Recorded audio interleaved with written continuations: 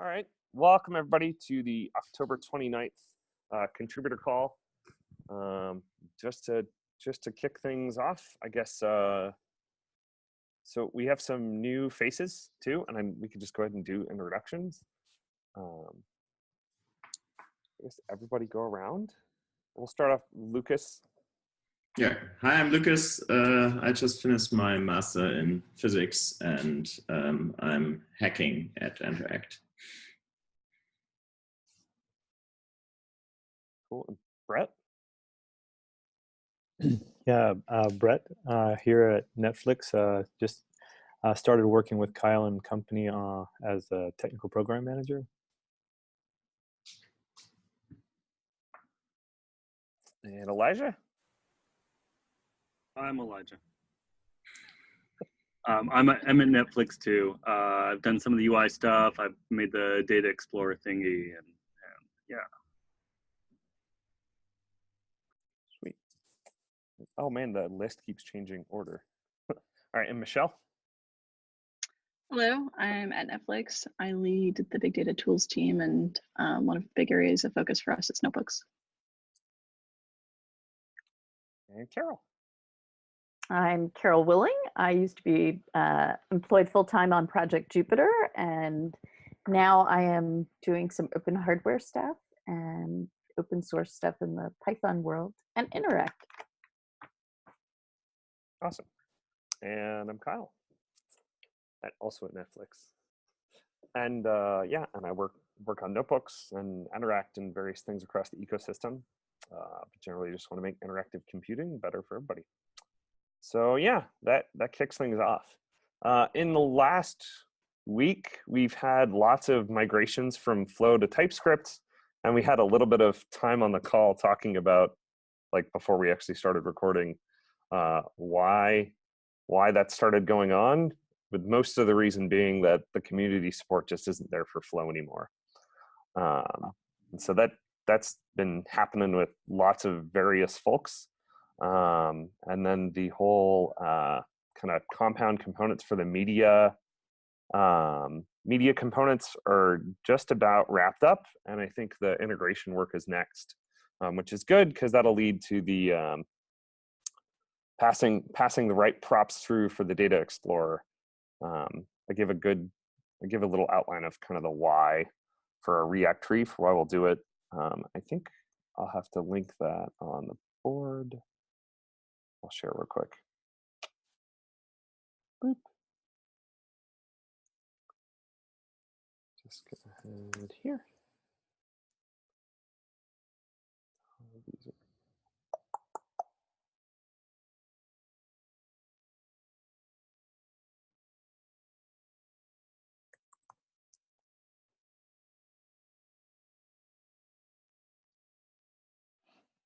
Okay, yeah, so the big why here being that, so like when you declare a cell, you should be able to declare so this part we've done a while ago, and then now we've done a bunch of these components, so they're a compound setup, and so it's easier for us to just pass one prop in versus the old way, which was basically all this.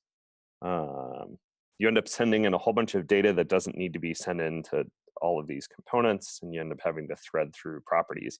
Now you can just pass it directly to the data explorer or whatever component you want. Yeah, and that's just about wrapped up. Safia made an outline over the weekend of what to finish, and then Lucas and Safia just totally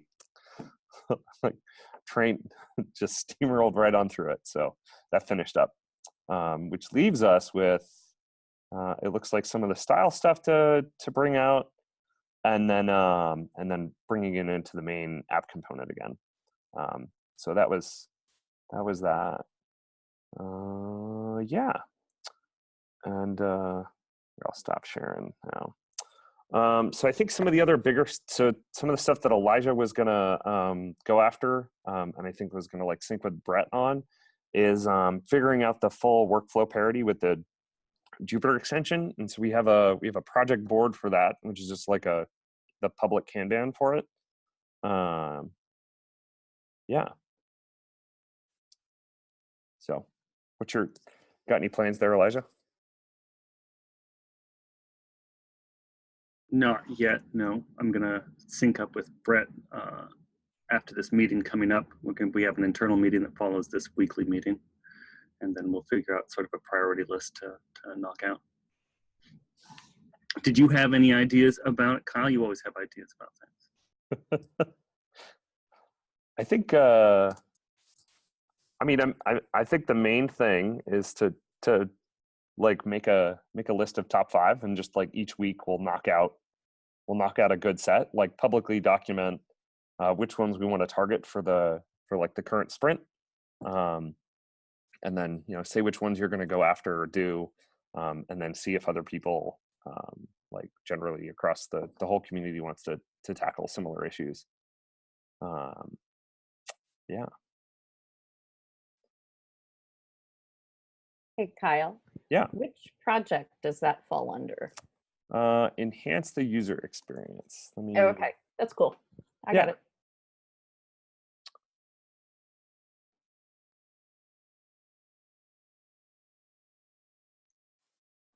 Cool. Anything on the paper mill front? See, well, the build started passing with the latest IPython, so I think whatever the kernel issue was got fixed by Matthias. Right before I was going to ask him, I saw there's new builds. I tried it out, and then things started passing. I was working some on just kind of getting through PRs and moving some of the stuff we had left over in the engines into MB-convert. So I started opening and looking in the PRs on MB-convert a bit.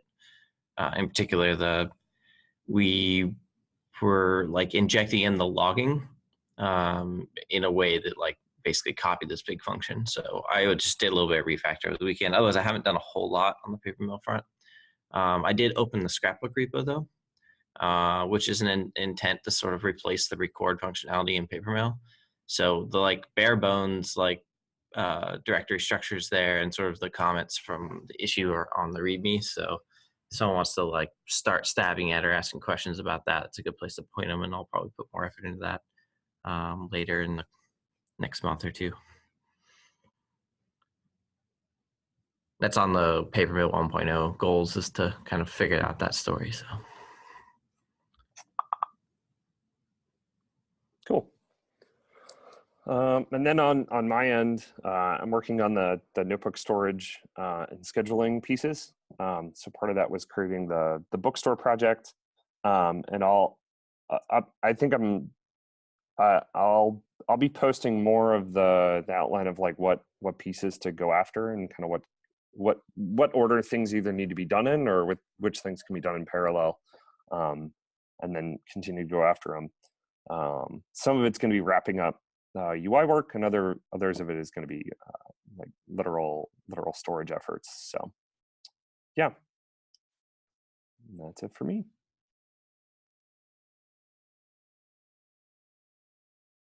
yeah, I think once I get through more of the paper mill goals, I'll be able to start helping with the scheduler stuff too on the side.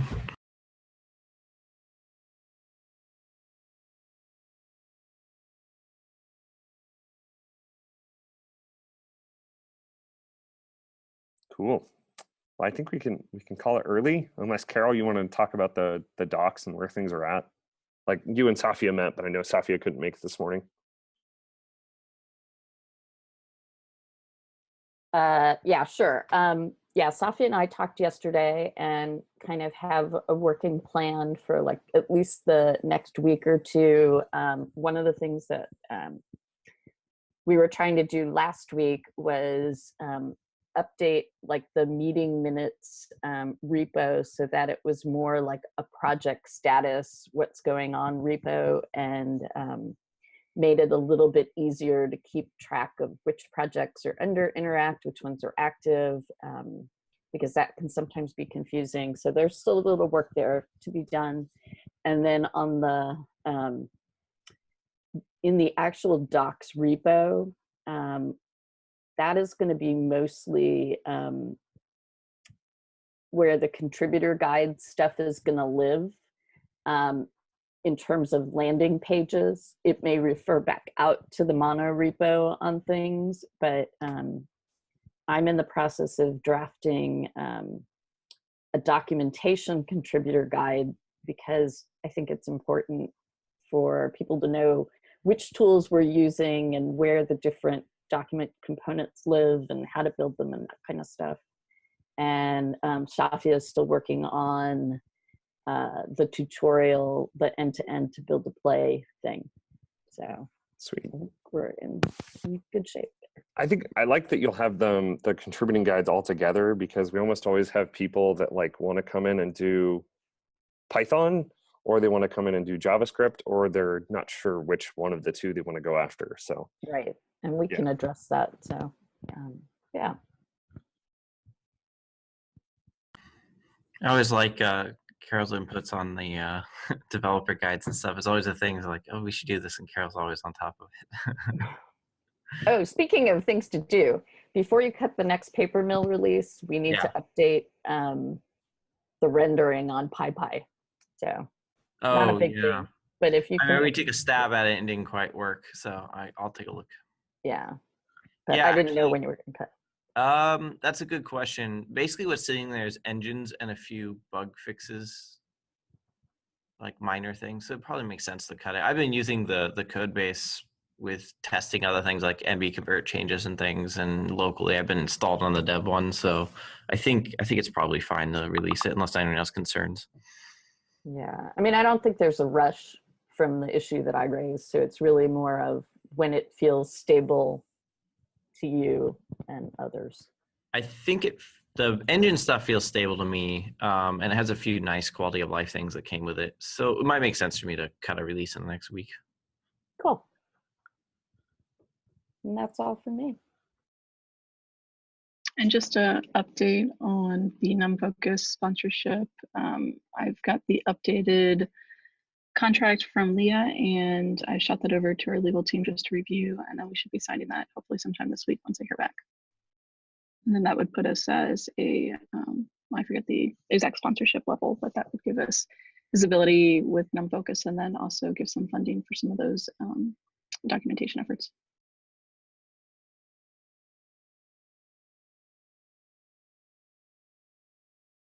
awesome. Thank you. Cool. Anybody else? All right, I think we can call it then, and everybody can go at doing everything they do.